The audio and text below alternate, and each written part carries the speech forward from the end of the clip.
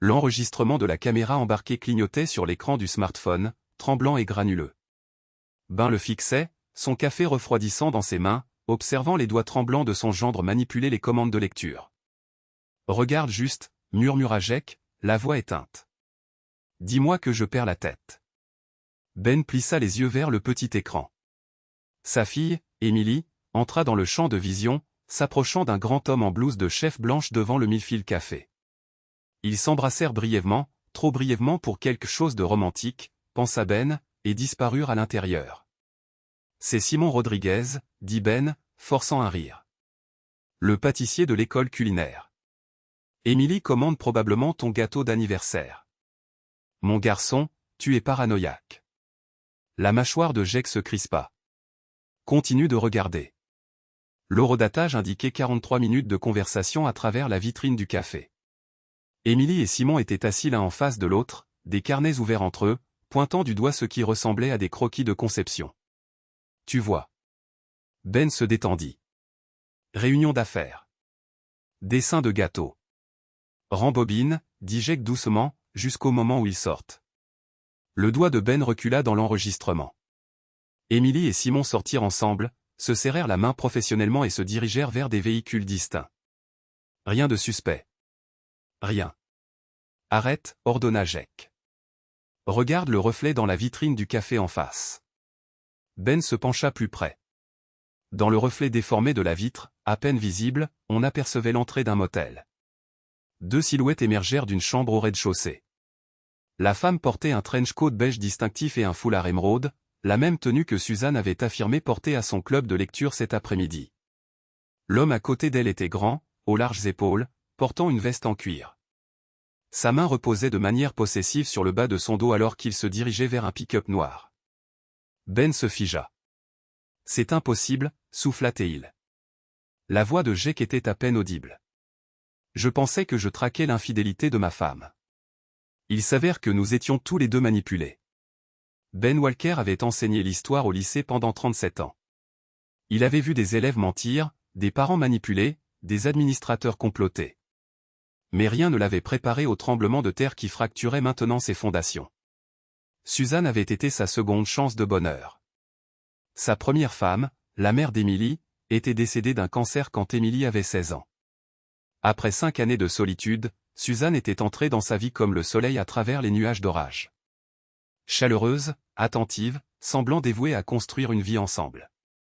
Maintenant, assis dans sa cuisine à 6 heures du matin, Ben relançait l'enregistrement de la caméra embarquée pour la 12e fois. Le reflet était indubitable.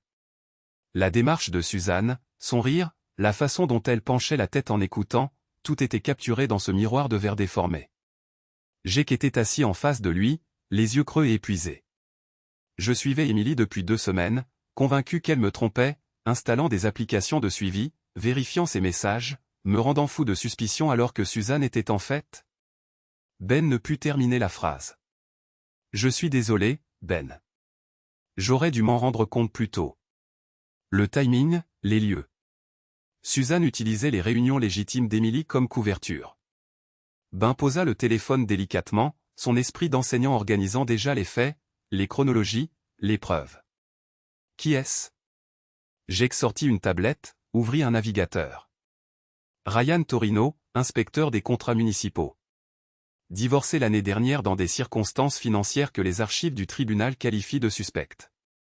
La photo montrait un homme d'une 40aine d'années avec des yeux bleus perçants et le genre de sourire prédateur que Ben avait appris à reconnaître chez les élèves à problème, ceux qui se sortaient des conséquences par le charme. Il est spécialisé dans les audits d'infrastructures, continua Jake. Routes, services publics, bâtiments publics, contrats à prix élevé avec de nombreuses possibilités de comptabilité créative. Les mains de Ben se serrèrent involontairement. Depuis combien de temps? D'après les métadonnées de ma surveillance, au moins 4 mois. Peut-être plus.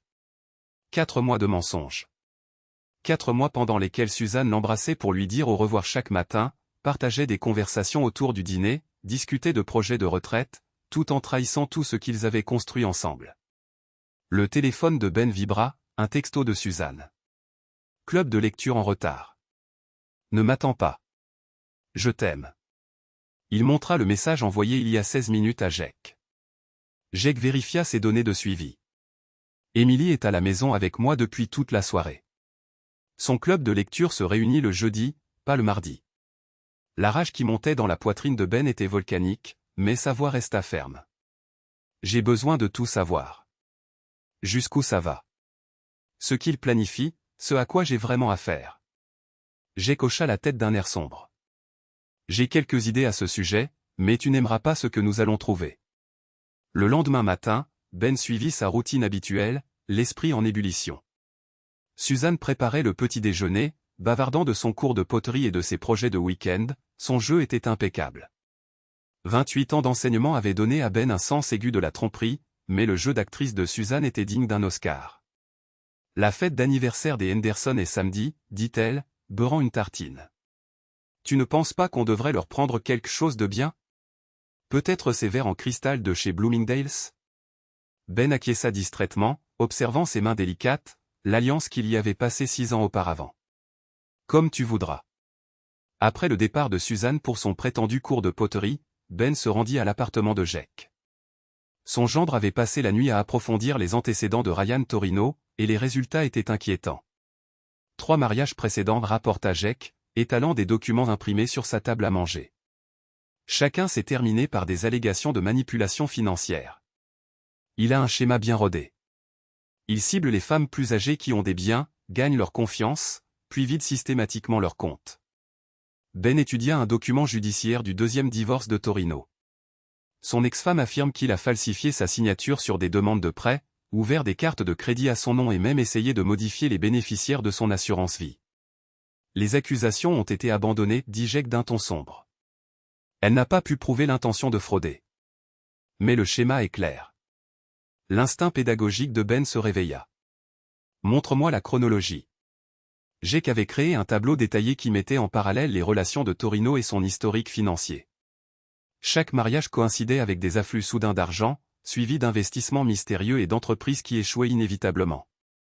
C'est un prédateur professionnel, conclut Ben. Et Suzanne est sa proie actuelle. Il y a plus. Jake ouvrit l'application bancaire partagée sur son téléphone. Vérifie tes comptes. Ben se connecta, fit défiler les transactions récentes. Ses versements de pension étaient intacts, mais plusieurs virements plus modestes attirèrent son attention, des montants que Suzanne pouvait retirer sans déclencher d'alerte, mais suffisamment importants pour financer une liaison. 200 ici, 350 là, souligna Jake, toujours avec des explications, courses, réparation de la maison, cadeau pour Emily. La mâchoire de Ben se crispa. Rien de tout cela n'est vrai. C'est encore pire. J'ai fait une enquête de crédit sur vos 2 noms. Quelqu'un a fait des demandes de renseignements concernant le refinancement de votre maison. Ces mots frappèrent Ben comme un coup physique. La maison représentait tout, sa sécurité, l'héritage d'Emily, les fondations de sa retraite soigneusement planifiées. Jake lui tendit un autre document. Ça a été déposé au bureau d'enregistrement du comté il y a 3 jours. Une demande d'information sur l'acte de propriété et le statut de l'hypothèque. Ben fixa la signature falsifiée de Suzanne au bas du document. L'écriture était parfaite. Elle avait eu l'occasion de s'exercer à signer son nom sur les cartes de vœux et les lettres de remerciement au fil des ans. Elle prévoit de tout voler, dit Ben d'une voix calme. Plus que ça, regarde ça. Jake lui montra un formulaire de demande de renseignement sur l'assurance vie portant également des signatures falsifiées. Suzanne avait demandé des détails sur l'augmentation de la couverture de Ben et la modification des désignations de bénéficiaires. La rage volcanique qui montait dans la poitrine de Ben se cristallisa en quelque chose de froid et de calculateur. Sa femme ne se contentait pas de le tromper. Elle se positionnait pour profiter de sa destruction, voire même de sa mort. Il nous faut des preuves, dit Ben, sa voix prenant le ton autoritaire qu'il utilisait avec les classes difficiles. De vraies preuves qui tiendront devant un tribunal. Jake acquiesça. J'ai aussi des idées à ce sujet. Le matériel de surveillance installé par Jake était pratiquement invisible, des enregistreurs vocaux activés par la voix déguisée en objet domestique, une caméra sténopée dans le détecteur de fumée, un suivi GPS sur la voiture de Suzanne. Ben se sentait comme un espion dans sa propre maison, mais la situation exigeait des mesures extrêmes. En une semaine, ils avaient des heures de conversation enregistrées entre Suzanne et Torino, ainsi que des preuves photographiques de leur rencontre dans divers motels du comté. Le contenu était accablant. Ben n'y voit absolument rien, la voix de Suzanne sortit des haut-parleurs cachés pendant que Jake diffusait les derniers enregistrements. Il croit que je suis cette petite femme au foyer dévouée. Le pauvre vieux fou. Le rire de Torino était cruel. Combien de temps devons-nous encore faire semblant? Plus très longtemps. Je lui fais signer des papiers sans qu'il les lise. Je lui ai dit que c'était juste pour mettre à jour nos polices d'assurance. Une fois le refinancement effectué, nous aurons accès à près de 200 000 $ de capital. Et s'il se méfie? Il ne se méfiera pas. Ben voit ce qu'il veut voir. Il a toujours été comme ça. Les mains de Ben tremblaient tandis que Jake mettait la lecture en pause. 37 ans d'enseignement lui avaient endurci la peau, mais entendre sa femme discuter de sa manipulation avec un mépris aussi désinvolte, c'était comme être écorché vif. Il y a plus, dit Jake doucement. L'enregistrement suivant était encore pire, Suzanne et Torino discutant de scénarios de calendrier, de combien de temps Ben pourrait vivre, de comment accéder à ses prestations de retraite, et si son problème cardiaque faisait de lui un bon candidat pour des causes naturelles. Continue, dit Ben, les dents serrées. Peut-être qu'on en fait trop, suggéra la voix de Torino. Les vieux comme Ben, les accidents arrivent. Une glissade dans la salle de bain, une chute dans l'escalier. Personne ne remet en question le chagrin d'un veuf, surtout quand l'assurance vie paie. La réponse de Suzanne glaça Ben jusqu'à la moelle. J'y ai réfléchi, mais je dois être prudente. Émilie sait que je n'ai pas été la belle-mère parfaite. Si quelque chose se produit trop tôt après qu'on ait vidé ses comptes, elle pourrait se méfier. Ben se leva brusquement et se dirigea vers la fenêtre, faisant les 100 pas. En bas, des gens ordinaires menaient des vies banales, promenant leurs chiens, relevant leurs courriers, s'occupant de leur jardin. Son monde avait dégénéré en un cauchemar de tromperie et de prédation. Nous avons suffisamment de preuves pour des accusations criminelles, dit Jake calmement. Fraude, faux et usage de faux, association de malfaiteurs, peut-être même tentative d'extorsion. Ben se retourna vers son gendre. Non, pas encore. Ben, il parle d'eux. Je sais de quoi il parle, interrompit Ben, sa voix calme mais meurtrière. Et ils vont payer pour chaque mot. Mais nous allons exécuter ça correctement. Complètement, en profondeur, terriblement correctement. Jake étudia l'expression de son beau-père et ressentit un frisson de reconnaissance. C'était la même fureur contenue que Ben déployait face aux brutes et aux tricheurs dans sa classe, calme, méthodique et absolument impitoyable. Qu'avez-vous en tête? Ben sourit, et Jake comprit soudainement pourquoi les élèves à problème avaient appris à craindre cette expression particulière. Je vais leur donner une leçon qu'ils n'oublieront jamais. Le plan que Ben conçut possédait une élégante simplicité. Plutôt que d'agir immédiatement pour arrêter Suzanne et Torino, il les laisserait creuser leur propre tombe tout en construisant un dossier inattaquable contre eux. Au cours des 2 semaines suivantes, Ben joua le rôle du mari parfait et naïf. Il signa les documents que Suzanne lui présentait, accepta ses suggestions concernant les modifications d'assurance, l'accompagna même à un rendez-vous bancaire où elle le présenta à un conseiller financier qui était, en réalité, le complice de Torino. Cependant, derrière la façade, Ben documentait méticuleusement chaque chose. Il photographiait subrepticement chaque document avant de le signer, enregistrait chaque conversation et suivait chaque transaction. Plus important encore, il commença à tendre des pièges. Collaborant avec l'expertise technologique de Jake et sa propre planification méthodique, Ben créa une piste numérique qui exposerait finalement toute la conspiration. Il ouvrit un compte bancaire secret en utilisant uniquement son nom, y transféra ses cotisations de retraite et commença à transmettre de fausses informations à Suzanne concernant ses biens. « Parle-moi encore du bateau », dit Suzanne lors d'un dîner un soir, sa voix désinvolte, mais ses yeux trahissant son avarice. Ben sourit innocemment. « Quel bateau ? Celui que ton frère t'a laissé. Tu as dit qu'il valait 30 000. » Ben n'avait jamais possédé de bateau, et il n'avait jamais eu de frère qui en possédait un. Cependant, 2 semaines auparavant, il avait orchestré un faux appel téléphonique à portée d'oreille de Suzanne, discutant d'un héritage fictif d'un parent fictif. Ah, ça. Oui, il est amarré à Newport. J'envisageais de le vendre. En fait, 35 000, c'est la valeur marchande actuelle.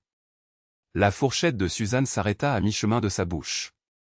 Tu n'as pas dit que tu voulais le vendre. Eh bien, on pourrait utiliser l'argent pour des rénovations, ou peut-être ce voyage en Europe dont tu rêves. Il observa l'esprit de Suzanne s'emballer, calculé, intrigué. Ce soir-là, les enregistreurs cachés capturèrent son appel excité à Torino, l'informant du nouvel actif qu'ils pouvaient cibler. Chaque trésor fictif que Ben leur tendait, une voiture de collection entreposée, des actions héritées de sa première femme, un coffre-fort rempli de pièces, étaient soigneusement documentés et enregistrés. Au moment où il conclut, Suzanne et Torino avaient avoué sur bande avoir planifié des vols de biens qui n'existaient pas. Pendant ce temps, Jake poursuivait sa propre piste.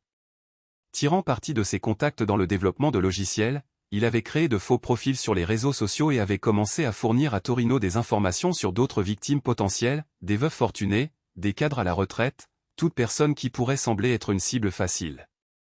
Torino mordit à l'hameçon, se vantant avec enthousiasme de ses méthodes et partageant les détails d'arnaques passées. Bientôt, Jake avait enregistré des preuves de multiples escroqueries en cours. Il a au moins 6 femmes à l'hameçon en ce moment, rapporta Jake lors d'une de leurs réunions clandestines. Une infirmière retraitée à Portland, une veuve à Salem, même une femme en Californie qu'il fait patienter en ligne. Ben secoua la tête d'un air sombre. Un prédateur professionnel, comme nous le soupçonnions. Combien de vies a-t-il détruites? D'après ce que j'ai découvert, probablement des dizaines. Certaines de ces femmes ont perdu toutes leurs économies de retraite. L'ampleur de l'entreprise criminelle de Torino était stupéfiante, mais elle fit aussi germer une idée de vengeance parfaite, une vengeance qui non seulement détruirait le traître de sa femme, mais pourrait potentiellement aider ses anciennes victimes à récupérer leurs pertes. Je pense qu'il est temps de contacter les autorités, dit Ben, mais pas la police locale. C'est du Federal Fraud, fraude par fil, racket. Il faut le FBI. Les yeux de Jake s'écarquillèrent. Êtes-vous certaine? Une fois que nous impliquons les agents fédéraux, il n'y a plus de retour en arrière. Oh, j'en suis certaine. Suzanne et son petit ami désirent jouer dans la cour des grands. Observons comment ils gèrent la prison fédérale. L'agent spécial Patricia Vance enquêtait sur les crimes financiers depuis 15 ans, mais l'affaire que Ben Walker lui présentait était inhabituellement bien documentée.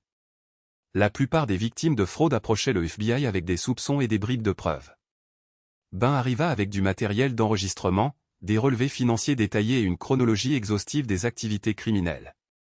Monsieur Walker, dit l'agent Vance, en examinant les documents dans son bureau local de Portland, c'est un travail remarquable. Vous devriez envisager un changement de carrière. Le sourire de Ben était amer. Je vais m'en tenir à l'enseignement, bien que je suppose qu'il existe certaines similitudes. L'agent Vance étala les photos et les transcriptions sur son bureau. Laissez-moi m'assurer que je comprends bien l'étendue des dégâts. Votre femme et Ryan Torino ont une liaison tout en vous fraudant systématiquement de vos biens matrimoniaux. Ce n'est que le début, répondit Ben. Il lui tendit la recherche de Jake sur les autres victimes de Torino. Nous pensons qu'il mène des escroqueries similaires dans plusieurs États depuis plus d'une décennie. L'agent siffla doucement en examinant les preuves. Fraude électronique, fraude postale, vol d'identité, association de malfaiteurs pour commettre des crimes fédéraux. Monsieur Torino a été occupé. Qu'en est-il de ma femme? Faux et usage de faux, association de malfaiteurs, possible complicité de racket, si nous pouvons prouver qu'elle était au courant de ses autres victimes. L'agent Vance leva les yeux des documents. Elle risque une peine fédérale sérieuse. Ben ressentit une froide satisfaction. Que se passe-t-il ensuite? Nous aurons besoin que vous continuiez votre routine normale pendant que nous préparons l'affaire. Pouvez-vous gérer cela? Continuer à prétendre que rien ne va mal? Ben pensa à la performance de Suzanne ce matin, bavardant de projets pour le week-end tout en complotant secrètement sa ruine financière. Je crois que je peux gérer cela. Nous devrons également nous coordonner avec d'autres bureaux locaux pour démanteler simultanément les autres opérations de Torino. Ce genre de prédateur est comme une araignée, tirer un fil, et toute la toile s'effondre. L'agent Vance commença à organiser les preuves en piles soignées. Encore une chose, monsieur Walker. Lorsque nous passerons à l'action, ce sera rapide et complet. Votre femme sera arrêtée chez vous, probablement tôt le matin. Êtes-vous préparé à cela? Ben se préparait à ce moment depuis la première fois qu'il avait visionné cette vidéo de la caméra embarquée. Agent Vance, je regarde ma femme me mentir au visage depuis des mois tout en planifiant de voler tout ce pour quoi j'ai travaillé. La regarder se faire arrêter sera le moment le plus honnête de notre mariage. L'expression de l'agent s'adoucit légèrement. Je suis désolé que vous viviez cela. La trahison d'un conjoint est l'une des pires choses que les gens puissent vivre. Ben se leva pour partir, rassemblant ses copies des preuves. Vous savez ce qui est le pire? Ce n'est pas l'argent, ni même l'infidélité. C'est qu'elle m'a rendu complice de ma propre destruction, m'a fait signer des papiers, me faisant lui faire confiance, me faisant croire en nous. Elle a utilisé mon amour comme une arme contre moi. Il s'arrêta à la porte. Mais elle a commis une erreur cruciale. Laquelle? Le sourire de Ben était glacial. Elle a sous-estimé ce qui se passe quand on essaie d'escroquer un enseignant. Nous sommes spécialisés dans la capture des tricheurs. Les raids eurent lieu simultanément dans 4 États. Un mardi à 6 heures du matin, Ben buvait du café dans sa cuisine lorsque l'équipe tactique du FBI encercla sa maison. Même si l'agent Vance l'avait prévenu que cela se produirait, Suzanne portait encore son peignoir lorsque l'agent Vance frappa à la porte d'entrée, mandat à la main. « Suzanne Walker, vous êtes en état d'arrestation pour association de malfaiteurs pour commettre des fraudes, faux et usage de faux, et racket », annonça l'agent Vance alors que Suzanne ouvrait la porte. L'expression de choc sur le visage de Suzanne était totale. Elle se tourna vers Ben, la confusion et la peur se disputant dans son expression. « Ben, qu'est-ce qui se passe? Qu'est-ce qui se passe ?» Ben posa sa tasse de café avec précaution. « La même chose qui arrive à ton petit ami en ce moment, la justice. » Le visage de Suzanne devint blanc comme un linge alors que les menottes se refermaient autour de ses poignets. « Tu savais? Depuis combien de temps le sais-tu? Assez longtemps pour documenter chaque crime que tu as commis, chaque mensonge que tu as raconté, chaque plan que tu as élaboré. » La voix de Ben était professorale, calme, dévastatrice. « Tu croyais vraiment que tu pouvais voler un enseignant sans que je remarque les schémas, que je vérifie ton travail, que je note ta performance? » Les agents du FBI commencèrent à fouiller la maison, saisissant méthodiquement des documents et des appareils électroniques. Suzanne se débattait contre les menottes, son sang-froid complètement brisé. « C'est de la folie, hurla-t-elle. Ben, dis-leur que tout cela est une erreur. Je suis ta femme. Tu es une criminelle, répondit Ben froidement. Et les criminels doivent en subir les conséquences. L'agent Vance fit un pas en avant. Madame Walker, nous avons des enregistrements de vous en train de planifier de frauder votre mari, de falsifier sa signature et potentiellement de lui faire du mal. Vous avez le droit de garder le silence. Des enregistrements? La voix de Suzanne se brisa. Ben, tu m'as enregistré? Tu m'as espionné? Le rire de Ben était amer. Je me suis protégé d'une prédatrice qui se trouvait, par hasard, dans mon lit. Tandis que les agents conduisaient Suzanne vers leur véhicule, elle tenta une dernière manipulation. Ben, s'il te plaît.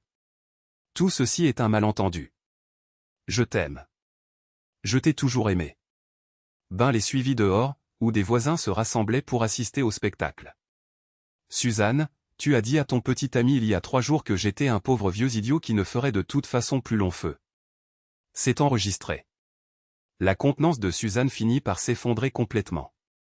Tu m'as enregistré? Tu m'as espionné dans notre propre maison. Je me suis protégé d'une association de malfaiteurs, répondit froidement Ben. Ce que j'aurais dû faire dès l'instant où je t'ai rencontré. Le moteur du véhicule du Bureau fédéral d'investigation rugit, mais Suzanne résistait à l'idée d'être placée à l'intérieur.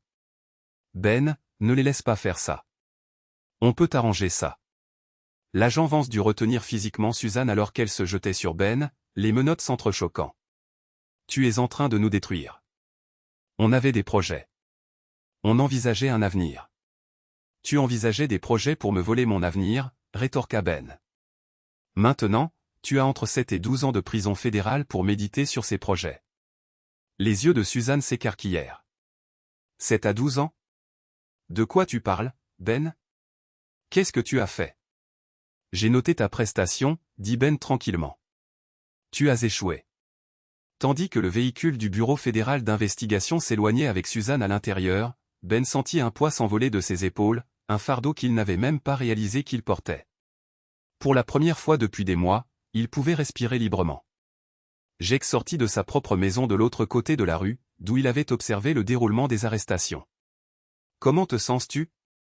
Ben réfléchit attentivement à la question. Libre. En colère. Trahi.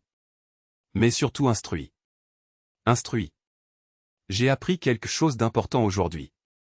J'ai appris la distinction entre l'amour et la manipulation, entre la confiance et la naïveté. entre être un homme bon et être une victime. Jake fit un signe de tête en direction des véhicules du Bureau fédéral d'investigation qui disparaissaient au coin de la rue. Tu penses qu'elle va essayer de conclure un accord? Le sourire de Ben était acéré. Oh, je compte dessus. Plus elle révélera de choses, plus ils auront de preuves contre tout le réseau de Torino. Suzanne a toujours été une artiste douée. Voyons voir si elle sera aussi performante sur la scène fédérale. Le procès dura 6 semaines et domina la couverture médiatique locale. Ben s'assit dans la galerie tous les jours, observant l'avocat de la défense de Suzanne tenter, sans succès, de la dépeindre comme une victime de la manipulation de Torino. L'accusation, menée par Michelle Torres, procureure adjointe des États-Unis, démantela systématiquement ce récit, en utilisant les enregistrements de Ben et les preuves numériques de Jake. Mesdames et messieurs les jurés, déclara Torres lors de sa déclaration liminaire, cette affaire concerne des prédateurs qui ont ciblé l'amour et la confiance d'un homme pour voler les économies de toute une vie. L'accusée n'a pas été trompée. Elle a été un participant actif à une entreprise criminelle. L'avocat de Suzanne, un avocat privé coûteux payé avec ce qui restait de ses biens personnels, tenta de plaider la contrainte et la manipulation émotionnelle. Ma cliente a été manipulée par Ryan Torino, un escroc chevronné qui a exploité sa solitude et sa vulnérabilité. La défense a fait valoir qu'elle était autant une victime que quiconque. Mais les enregistrements ont brossé un tableau différent. Heure après heure, le jury a écouté Suzanne planifier avec enthousiasme la destruction financière de Ben, discutant des scénarios de calendrier pour accéder à sa pension, riant même de sa nature confiante. La preuve la plus accablante provenait d'une conversation enregistrée quelques jours seulement avant les arrestations, où Suzanne discutait de l'accélération de leur calendrier. J'en ai marre de faire semblant de me soucier de ces leçons d'histoire ennuyeuses et de ces plans de retraite stupides. La voix de Suzanne résonna dans la salle d'audience. Débarrassons-le de tout et disparaissons. Il est de toute façon trop pathétique pour se défendre. Ben regarda Suzanne tressaillir alors que ses propres mots la condamnaient. Elle jeta un coup d'œil vers lui une fois pendant cette lecture, et il croisa son regard avec fermeté. Plus de colère maintenant, juste une évaluation froide. La salle d'audience entra en éruption lorsque Torres diffusa l'enregistrement où Suzanne et Torino discutaient de scénarios de cause naturelle pour la mort potentielle de Ben. Plusieurs jurés reculèrent visiblement, et une femme âgée secoua la tête avec dégoût. « Votre honneur », s'opposa l'avocat de Suzanne. Cet enregistrement est complètement sorti de son contexte. Rejeté, déclara le juge Morrison. Le jury entendra le contexte complet des propres mots de l'accusé. Lorsque Torino témoigna à sa propre défense, son arrogance était époustouflante. Même face à de multiples accusations fédérales, il tenta de charmer le jury avec des histoires sur son enfance difficile et ses mariages ratés. « Je n'ai jamais voulu blesser personne », témoigna Torino. « J'essayais juste de construire une vie avec Suzanne. Parfois, les choses se compliquaient, mais mes intentions ont toujours été honnêtes. » Le contre-interrogatoire de l'accusation fut brutal. M. Torino, aviez-vous des intentions honnêtes lorsque vous avez falsifié la signature de M. Walker sur les demandes de prêt? C'était l'idée de Suzanne. Aviez-vous des intentions honnêtes lorsque vous avez envisagé si M. Walker pouvait mourir de cause naturelle avant que vous ne puissiez lui voler sa pension? Cela a été sorti de son contexte. Aviez-vous des intentions honnêtes lorsque vous avez dit à Suzanne que les hommes plus âgés comme M. Walker étaient de bonnes cibles parce que personne ne remet en question les accidents? Le calme de Torino finit par se fissurer. Vous ne comprenez pas la pression que je subissais.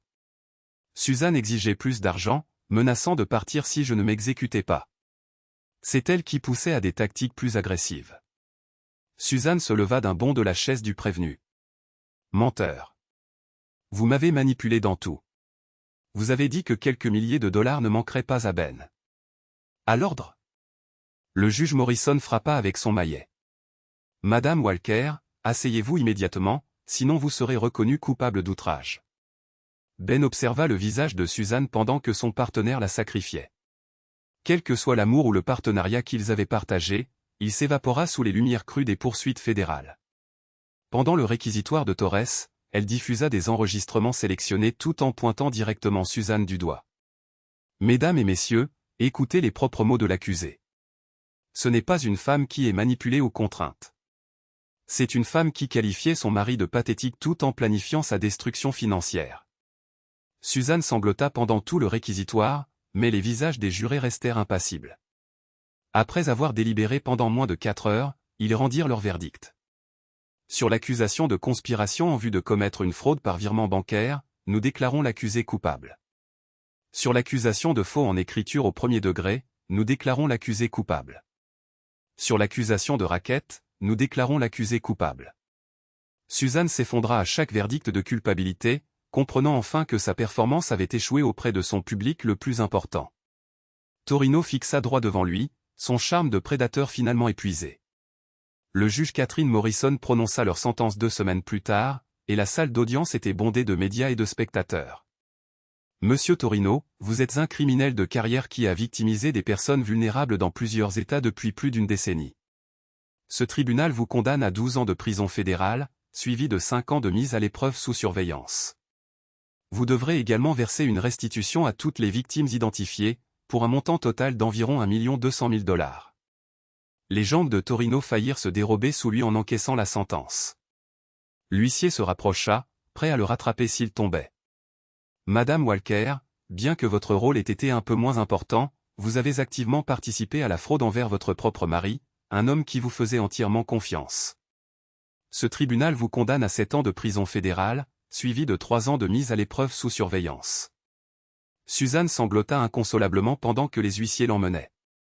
Elle regarda Ben une dernière fois, son visage exprimant le désespoir et la supplication. Ben se leva lentement, remit sa cravate en place et quitta la salle d'audience sans un regard en arrière. Émilie le trouva plus tard dans la soirée, assis sur sa véranda avec un verre de whisky et le journal local. Le titre principal disait « Un enseignant local révèle un réseau de fraude multi-États ». Papa. La voix d'Émilie était hésitante. Elle avait assisté à certaines audiences du procès, mais avait du mal à gérer les émotions complexes liées au fait de voir sa belle-mère être reconnue coupable. Ben leva les yeux vers sa fille, sa vraie famille, la seule personne dont l'amour n'avait jamais été une performance ou une manipulation. « Comment vas-tu, ma chérie ?» Émilie s'assit à côté de lui sur la balançoire de la véranda. « Je n'arrête pas de me dire que j'aurais dû le voir. Suzanne posait toujours des questions bizarres sur tes finances, ton assurance maladie, tes plans de retraite. Je pensais qu'elle se souciait simplement de toi. Elle était très douée pour sa performance, dit Ben doucement. Même moi, j'y ai cru pendant 6 ans. Es-tu en colère contre moi de ne pas avoir percé son jeu? Ben posa son whisky et prit la main de sa fille. Émilie, tu protégeais ta relation avec moi. Tu voulais que je sois heureux. Il n'y a rien de mal à ça. Ils restèrent un moment dans un silence confortable, regardant le coucher de soleil peindre le ciel de nuances d'orange et d'or. Que se passe-t-il maintenant? Demanda finalement Émilie. Ben réfléchit à la question.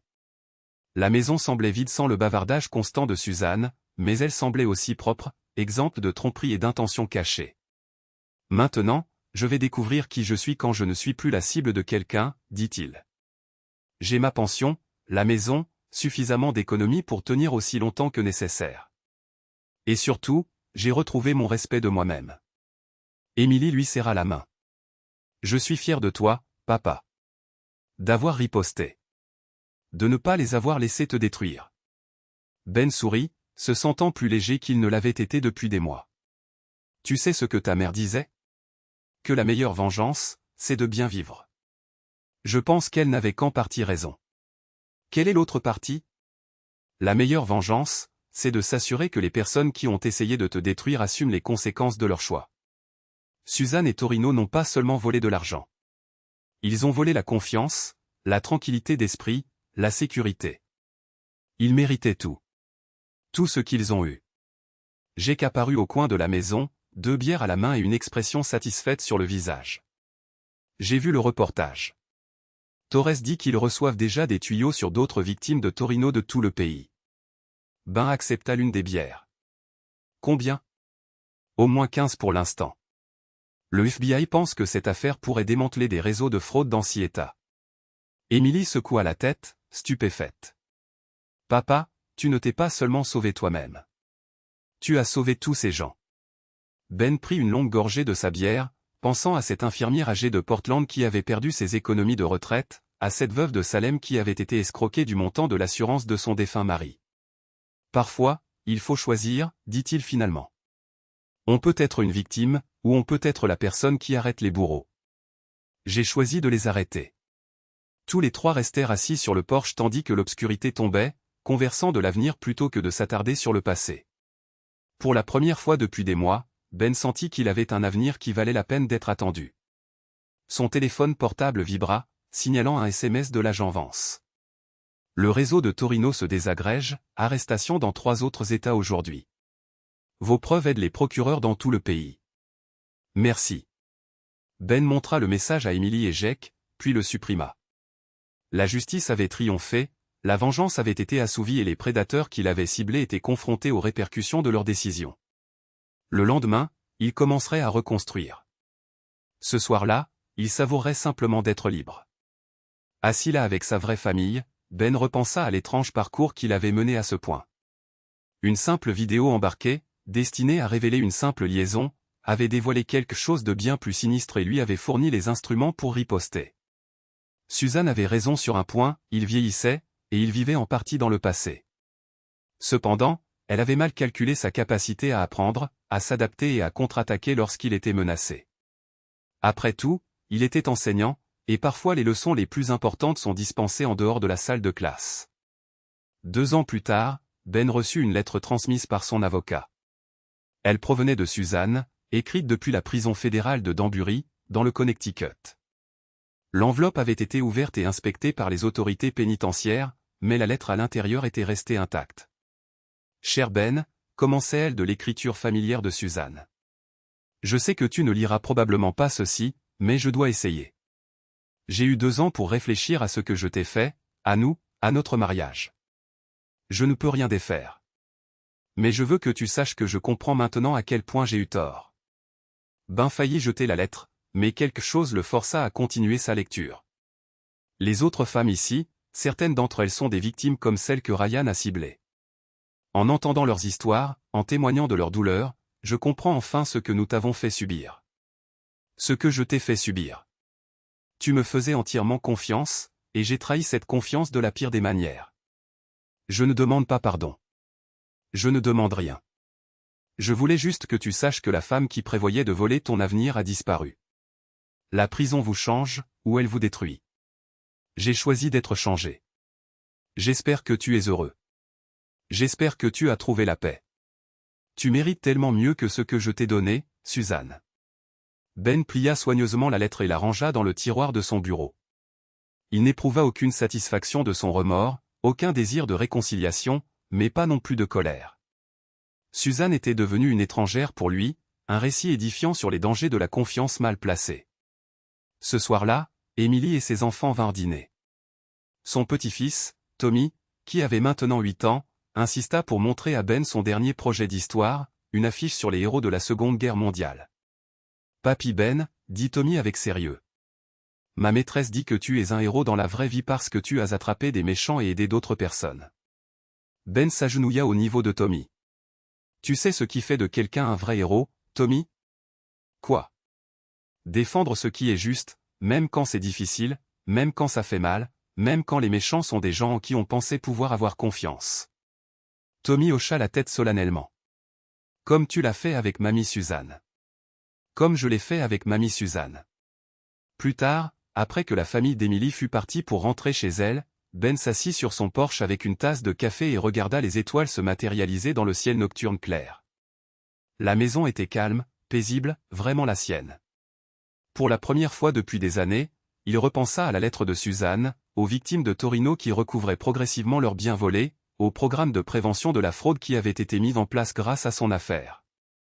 Les répercussions de son choix de riposter continuaient de se propager, protégeant d'autres victimes potentielles des prédateurs qui les chassaient. L'ironie finale ne lui échappait pas, Suzanne et Torino avaient planifié de lui voler son avenir. Au lieu de cela, il lui avait octroyé quelque chose de plus précieux que l'argent, la connaissance qu'il était plus fort qu'il ne l'avait jamais imaginé, plus intelligent qu'il ne l'avait jamais soupçonné, et plus impitoyable qu'il n'avait jamais craint. Alors que les premières étoiles pointaient dans le ciel, Ben leva sa tasse de café dans un toast silencieux à la justice rendue, aux leçons apprises, et aux prédateurs enfermés là où ils devaient être. La leçon était terminée. Fin du cours.